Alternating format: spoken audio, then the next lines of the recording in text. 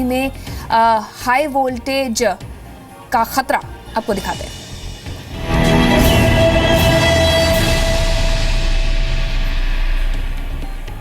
आपको कभी भी 440 वोल्ट का झटका लग सकता है, वो भी घर बैठे बैठे। ये मजाक नहीं है बल्कि सच है। दिल्ली समेत देश के कई शहरों में घरों के ऊपर और उसके करीब से गुजर रहे हाई वोल्टेज वायर्स की वजह से हजारों लोगों की जिंदगी खतरे में पड़ सकती है। इसके बावजूद आम लोग इससे बेपरवाह हैं, तो वहीं सिस्टम इससे बेखबर दिखता है। यानी आम लोग और सिस्टम इस जानलेवा लापरवाही में 50-50 के पार्टनर हैं।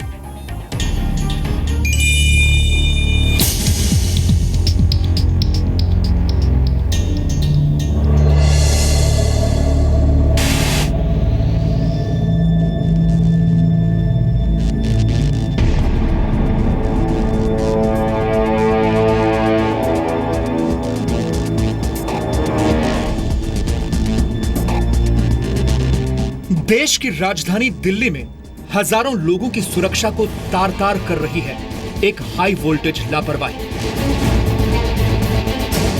जब रात दिन बरसात होती है तो पूरी रेलिंगों में, पूरे घर में, बाथरूम में समय करंट आ जाता है। कितनी दफा यहाँ से पब्लिक जा चुकी है, सुनाई कुछ नहीं है। अभी बारिश पड़ेगी तो इस पेड़ के जरिए करंट नीचे उतरेगा जमीन पे, तो पूरे घर के अंदर करंट आ गया। मेरे भाई को पता भी नहीं चला कि उसके पैर कब जल गए। ये तस्वीरें देखकर आपके मन में भी गुस्से का करंट दौड़ने लगेगा। आप भी सोचेंगे कि घरों को रोशन करने वाली बिजली क्या लोगों की जिंदगी में अंधेरा भी कर सकती है। मैं घर में बैठी थी, थोड़ी देर में मेरे को खबर आई कि प्रकाश को चोट लग गया। यही बोले, आज जाके वहाँ देखा तो मेरा बच्चा खत्म हो चुका था। वहाँ पे कारखाना खुला होता और वहाँ पे पहले से उन लोग चोरी की बिजली चला रहे थे। जहाँ पर उनकी डेथ हुई है, जहाँ पर मेरे भाई की, तो वहाँ पर 3 मशीन ऑलरेडी रखी हुई थी और 3 मशीन भी हाई पावर के थे, वो चोरी से जल रहे थे।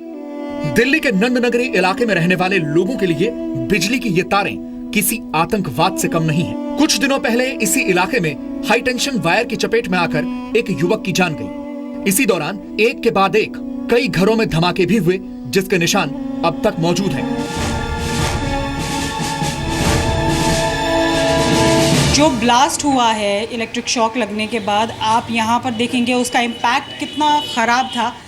सबसे पहले तो यहाँ आप देखें कि पूरा ये दूसरा मकान है, जिस छत पे काम हो रहा था उससे दूसरा मकान है, और यहाँ एसी, मीटर्स, जितना भी इलेक्ट्रिसिटी का यहाँ पे कनेक्शंस वगैरह हैं, कंप्रेसर, ये सब चीज़ें यहाँ पूरी तरीके से जल चुकी हैं और अब नए सिरे से यहाँ पर वायरिंग करवाई जा रही है। अब एक तीसरे घर में हम आए हैं जहाँ पर नुकसान काफ़ी ज़्यादा हुआ है। अगर आप देखेंगे यहाँ पर नज़र आएगा कि किस तरीके से डैमेज यहाँ पर हुआ है, पूरा जलते हुए ये यहाँ तक आया है।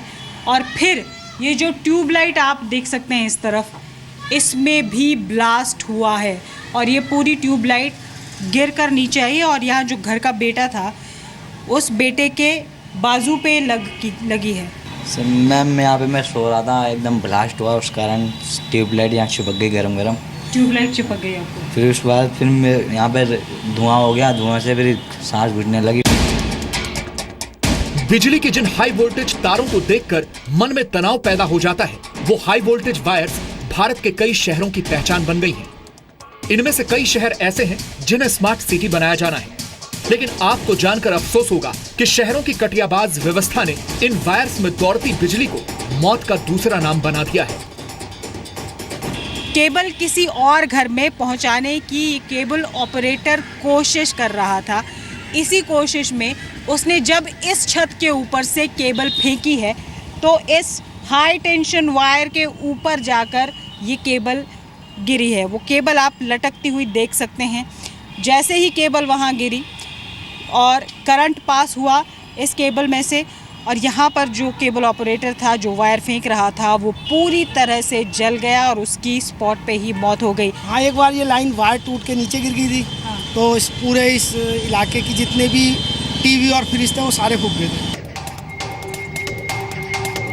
घर की बैल्कनी में बैठकर गुजरते वक्त को देखना सबको अच्छा लगता है, लेकिन अगर बैल्कनी से बिजली के हाई वोल्टेज तारें गुजरने लगे तो फिर ऐसी बैल्कनी के पास भी जाना खतरे से खाली नहीं है। दिल्ली ही नहीं, देश के तमाम शहरों में सिस्टम ऐसे ही खंभों से झूल रहा है। कभी घरों के ऊपर हाई टेंशन वायर्स डाल दी जाती हैं, तो कभी हाई टेंशन और हाई वोल्टेज वायर्स के बीच घर बना दिए जाते हैं। आप सोचिए 600 वॉट का करंट जिन घरों की दीवारों को छूता हुआ बहता है, उन घरों के लोग कैसे बेफिक्र सो सकते हैं। ये एक घर है जिसकी बालकनी में हम इस वक्त खड़े हैं। इस घर में छोटे छोटे बच्चे भी हैं और ये high tension wires, 3 high tension wires हैं। आप देखेंगे किस तरह से ठीक बालकनी के ऊपर से ये गुजर रही हैं। कि जब बारिश आती है तो नीचे है ना घुन घुन की आवाज़ आती है, मतलब कि करंट महसूस होता है ज़मीन के अंदर। हमारे एक 6 साल की लड़की है, एक 3 साल की लड़की है। कभी कभी हमें डर होता है कि उनके साथ कोई हादसा ना हो जाए। आपको क्या बोलती है मम्मी? मुझे कहती है तार के पास मत जाना। तार के पास मत जाना। यहाँ आते हो, ऊपर आते हो आप? हाँ। कभी कभी आते हो? अकेले आते हो? नहीं, मम्मी के साथ आते हो? मम्मी के साथ ही आते हो। अनियमित और अवैध तरीके से घरों का निर्माण, कटिया डालकर बिजली हासिल करना, मकान की ऊंचाई बढ़ाने के लिए मौत से अपनी दूरी कम कर लेना, ये सब भारत में हजारों वॉट के करंट से लोहा लेने की बुरी आदत का नतीजा है। ये ऐसी समस्या है जिसमें आम लोग और हमारा सिस्टम 50-50 के पार्टनर हैं। हमने क्या देखा है, तमाम जगह चूंकि ये कंपनियां या यूटिलिटीज जिनको इलेक्ट्रिसिटी बोर्ड कहा जाता है, वो आगे इस काम को सब कॉन्ट्रैक्ट कर देती हैं। हमने ये देखा कई सब कॉन्ट्रैक्ट उससे भी आगे कॉन्ट्रैक्ट कर देती हैं। उसका नतीजा क्या होता है, कई जगह जो इलेक्ट्रिसिटी एक्ट की जो प्रावधान है उनका पूरी तरह पालन नहीं होता सेफ्टी को लेकर के। जैसे कि बिजली के खंभे के जो नीचे जहाँ पे वितरण का लगा वो खुला होता है। हमने ये देखा कई जगह उस क्वालिटी की तार का प्रयोग नहीं किया जाता जो करना चाहिए।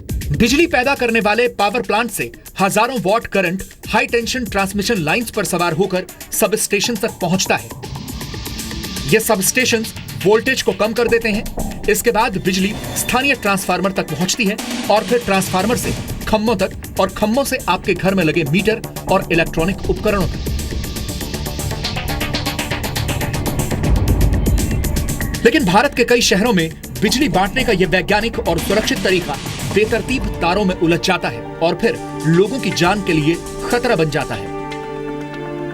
इस तरफ आप देखें, ये इलेक्ट्रिक बॉक्स है जो खुला हुआ पड़ा है।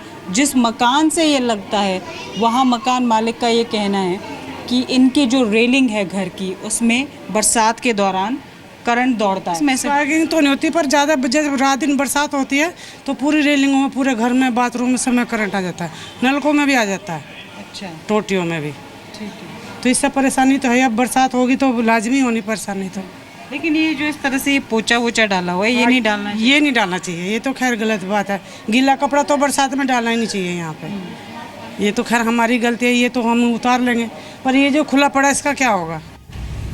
नियम कहते हैं कि लो और मीडियम वोल्टेज के तार बिछाने के लिए इमारत के सबसे ऊंचे पॉइंट से इलेक्ट्रिक केबल की ऊंचाई कम से कम 2.5 मीटर होनी चाहिए और अगर ये लाइन इमारत के सामने से गुजर रही है तो दूरी 1.2 मीटर होनी चाहिए। 11 से लेकर 33,000 वोल्ट वाली लाइनों की इमारत से दूरी और ऊंचाई कम से कम 3.7 मीटर होनी चाहिए। लाइन में जितना ज्यादा करंट है उसकी इमारत से दूरी उतनी ज्यादा होनी चाहिए। वहीं अगर ये हाई वोल्टेज वायर्स गलियों से गुजर रही हैं तो इनकी ग्राउंड से भी एक निश्चित दूरी होनी चाहिए। लो और मीडियम वोल्टेज की तार अगर किसी गली को क्रॉस कर रही हैं तो ये ऊंचाई कम से कम 5.8 मीटर होनी चाहिए। वहीं हाई वोल्टेज तार की जमीन से दूरी 6.1 मीटर होनी चाहिए। लेकिन भारत में ज्यादातर खंभों पर लटकी ये तारें गले का हार बनने को तैयार रहती हैं। आप कोटिंग उसमें कर देंगे, इसलिए कर देंगे कि भैया कोटिंग का एक वो भी कानून के हिसाब से करनी है, उसकी थिकनेस होती है। लेकिन उसके बावजूद भी अगर उसको कोई तोड़ना चाहता है, उसको चाकू से काटना चाहता है या उसको झूले की तरह प्रयोग करता है तो वो कमज़ोर हो जाएगी और टूट जाएगी। और दूसरी बात, जो मौसम होता है, अगर सही समय पर उसकी रिपेयर नहीं हुई, समय पर वो बदली नहीं गई तो उसमें क्रैक्स आ जाते हैं। तो उस सबसे जो है वो लोगों का जो जीवन है वो खतरे में आ जाता है। ओवरहेड वायर्स की जगह अंडरग्राउंड वायर्स को ज्यादा सुरक्षित माना जाता है, लेकिन जमीन के नीचे तारें बिछाने से लागत बढ़ जाती है क्योंकि इन्हें कवर करना पड़ता है, जबकि खंभों के सहारे जमीन से ऊपर बिछाई गई तारों के लिए हवा इंसुलेशन का काम करती है। लेकिन भारत में ये ओवरहेड वायर्स बरसात के मौसम में मौत का दूसरा नाम बन जाती है।